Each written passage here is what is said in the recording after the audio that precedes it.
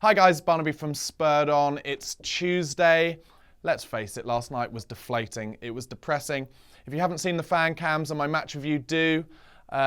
It was just after the fact, the 1-1 draw against West Brom, but hopefully you get an idea of how positive Spurs fans are still being and how there is still so much to be happy about this season. This is my regular post-match 5 things that I felt we learned about it. I'm going to try and continue to be positive as much as I can because I think it's really important that we just do not forget what an amazing job Mauricio Pochettino has done and just how much our fans can now relate to this side, not just the first 11 either, the squad.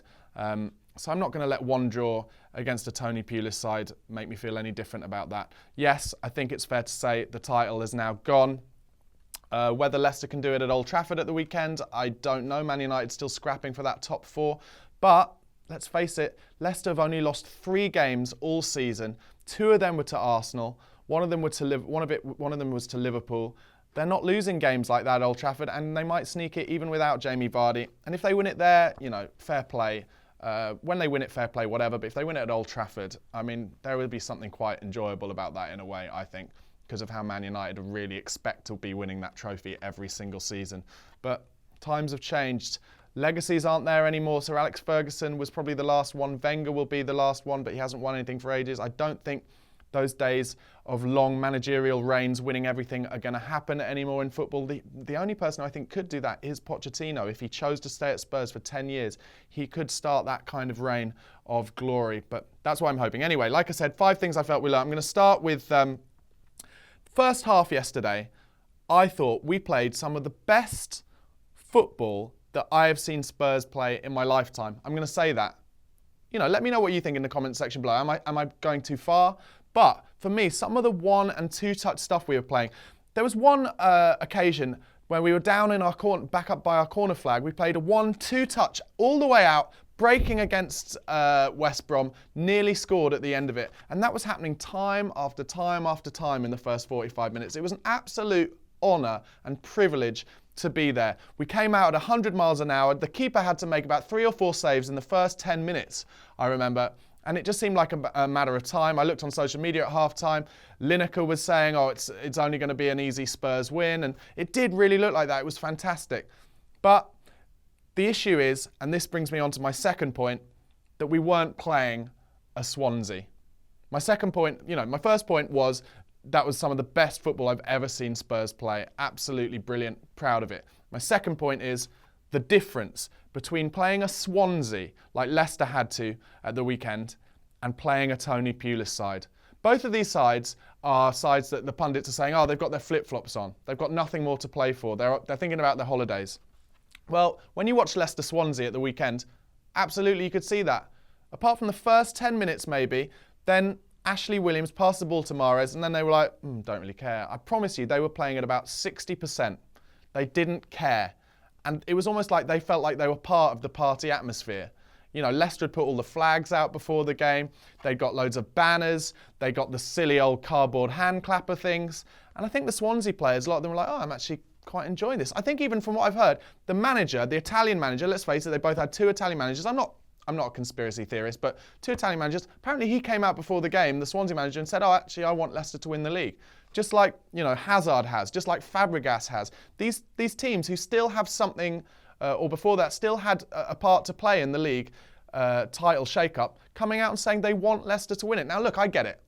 If Spurs don't win it, and it's looking like we're not going to, then, yeah, I'd like Leicester to win it over and above Arsenal or one of the money clubs, one of the clubs with oligarchs who've bought the clubs as a hobby. Yes, I think Leicester's team spirit has been fantastic. The way they've ground out results has been amazing. I think Ranieri has held himself incredibly well. So yeah, if we don't do it, Leicester, sure. But if you've got a part to play in that title race, you don't say that stuff. You just don't. I think Ole Gunnar Solskjaer was asked when he was Cardiff manager about the title race because he was playing one of them, and he just said, I don't care. All I care about is Cardiff. And that's the answer. That's what you should be saying. Anyway, my second point, it's about the difference. You play a Swansea on a game like that and they didn't care. You play a Tony Pulis side and he is a winner. He is a born winner. It's ingrained in him. His passion in his belly is unbelievable. The fire. All game last night, he was out in the technical area barking. I was sat behind the goal in the south stand. I could hear him barking and shouting and screaming. This is a team who've got nothing to play for. But it doesn't matter to him. He's a winner. He is a born winner. And I rate him for that. I like him for that. And he got them in at halftime and he changed it all. He said to them, I saw his interview and he said, I said to them, this has to be a goalless second half for us, a clean sheet second half. If we keep it clean sheet second half, it'll get nervous and maybe we'll score something from a set piece or whatever. And that's what happened. They've got big guys. They scored from a set piece.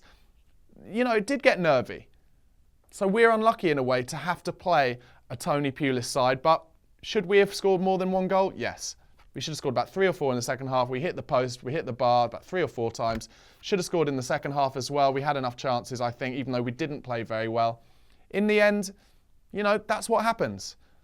If we'd have been playing Swansea, I think we'd have put 6 past them, to be honest, because they were absolutely embarrassing. Anyway, so that's my second point, the difference between playing a flip-flops on Tony Pulis side versus a flip-flops on Swansea side this weekend. My third point is just about the White Hart Lane atmosphere. Rocking, absolutely rocking. So impressed with how the fans now just completely relate to this side. Even in the concourses underneath the ground before the game, everyone chanting, everyone up for it. Just the buzz is there. And it's a shame, of course it's a shame we're not going to win the title, but this is a buzz that is not going to go away. We can start next season, I think, with a bang because these fans now relate to these players. They see us working hard. They see the players working hard. I said us there. I'm, believe it or not a Spurs player, unfortunately. I am kind of in my mind, but I'm not. But they see the players working hard. They see them putting in tackles. They see them putting their bodies on the line. And just the crowd reacts so positively. Let's face it, down the years, we've had so many teams, Spurs teams, where they just kind of linger about, they pretend to put in a bit of an effort, but they don't. And I just think so many players down the years, if they'd realised that if they'd steamed into tackles and put their bodies on the line and really worked for the team and become, real workhorses, then they could have got the Spurs fans behind them as well. It's not just because this team are young, it's because they put the effort in. But the fact that they're young means they can put more effort in. The energy is there. It's unbelievable. But last night, just the atmosphere was incredible. Even when they scored a goal, there was a guy behind me, he was so drunk, but he was saying ridiculous stuff all game. But then when West Brom equalised, actually in fairness to him, he was shouting at everyone around him going, come on, you've got to believe, get behind these guys. Make them work till the very last push. And that's what it was like. Everyone was like that. And then at the end of the final whistle, when it didn't happen, we still cheered them. We still applauded them. We still sang. We're behind our club. Now, whatever happens in these last 3 games, that will still be the case. Those players will still be as good and they will still learn from this and they will move on next season and become better. I'm sure of that. You look across the road at Woolwich, their fans hate them. The fans hate the manager. They don't like the way they play. They don't think they're direct enough. They don't think they score enough goals. They think they try and walk it in the net. We don't have any of that. We love our style. We love our players. We love our manager. And we love even Paul Mitchell, the scout. We love who he's brought in. And we back him in the summer with Pochettino and Daniel Levy to get the right players in to move us on another level. And that all comes back when you're at the ground to the atmosphere. Because we know that we're happy with all that stuff and that the whole project, the whole club is moving forward. Last night, first time I saw there 3 huge cranes behind the North Stand, starting to get the proper building work done for the new stadium. Positivity. You've got to look at all that stuff and think, it's not just about one season. We're not going to be one season wonders now. We're going to push on. Teams are going to be scared of us, and rightly so. And this can be a long-term project, and we will get trophies if we can keep our players, our manager, and add to it. I'm sure of that. My 4th point I want to talk about is just not just what I said, it's about how we can benefit from not just keeping our players and our boss, but benefiting, if we do, from the transition of other clubs next season. I know people are saying like, oh, Guardiola's going into Man City. They've got all the money. It'll be easy. It won't be easy. He's a great boss. He will get them playing the way he wants them to play, but he's never managed in the Premier League. And I think Jurgen Klopp came out and said it pretty soon after he joined Liverpool. He said, this is unlike anything I've ever known. And it won't be easy for Pep Guardiola to come in at Man City. And I don't think it will. Now, yes, will they be better than they are this season? Yes, I believe they will. Will Liverpool be better than they are this season? Yes, I believe they will. I think Klopp is getting them in the right direction. But I think we are 18 months, a couple of years ahead of them in terms of Pochettino having been there, having got rid of the deadwood, got players in who he knows will fight for the cause and work to his philosophy. Guardiola, looking at that City team, I think he's going to have to change, 5 players minimum. Klopp, I think he knows that there's a lot of players in his squad who aren't good enough for what he needs to do. United will become better, but will they have a change of manager? If Mourinho comes in there, Mourinho didn't win the title at Chelsea last time when he came back in. It took him a season of transition, then he won the title. So that would probably have to happen again. There's also a lot of a big argument to say Mourinho doesn't really like playing youngsters. So all those youngsters who've really shown their worth, Rashford, Martial, Luke Shaw, the only one of those who I'd say is probably very safe is Martial, because he plays his quality. I mean, I've seen him in the flesh a few times now. But, like I said, Arsenal, will Wenger still be there? Who knows? If he is that a good thing?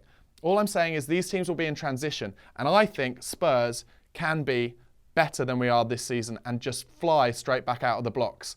And if we get a better start, these first 8 games, if Harry Kane, the first 8 games than we did last season, if Harry Kane starts scoring before November, we could be a very, very dangerous team next season.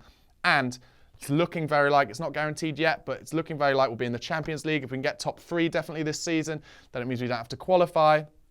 Could be really good times. I'm very excited about that. I'm just refusing to be negative after last night, if I can help it. Finally, slight negative here. Do have to talk about it. Dele Alli, he punched Claudio Yacob in the stomach.